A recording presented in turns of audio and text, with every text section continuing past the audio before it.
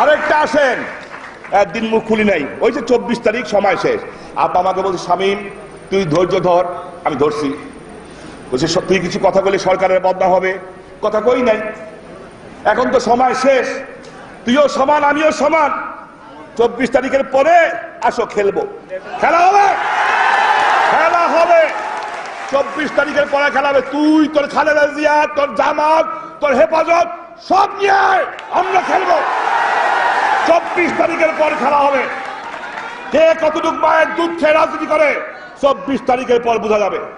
পারভেজকে গুম করছো, কারা কারা উপস্থিত ছিল আমরা জানি না।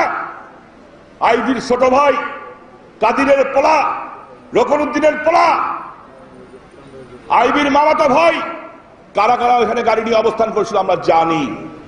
ছাড় দেওয়া হবে না, ছাড় দেওয়া হবে না। সাথে এখন খারাপ লাগে, খালেদা জিয়া কয় 25 তারিখ, জামাত কয় 25 তারিখ, সুশীল বাবু কয় 25 তারিখ, গালফুলা কামাল হোসেন কয় 25 তারিখ। এখন দেখা যায় আবার আইভি আর রাব্বিও কয় 25 তারিখ। ঘটনা কি? 25 তারিখ কি তাহলে? ও 25 তারিখে বোধহয় আওয়ামী লীগের ক্ষমতা শেষ। না, 25 তারিখে শেষ না, শেষ হবে 24শে জানুয়ারি। কিন্তু থুকুমুকু আমরা ধরে নিলাম। আমার জন্য সুবিধা, আমার জন্য সুবিধা আমার বোন আইভি আর হিজরা রাব্বি। রাব্বি হিজরা ছেলের লাশ নিয়ে রাজনীতি করো। তোমার কিছু গুণ আমি আজকে গাই।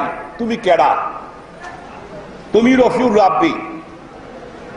ছেলে মারা গেছে, 4 দিনের মাথায় গেছো 24-এ প্রোগ্রাম করতে, ফেস পাউডার দিছো, আবার লিপস্টিকও দিছো ঠোঁটে। আল্লাহ, ছেলে মারা গেছে তার।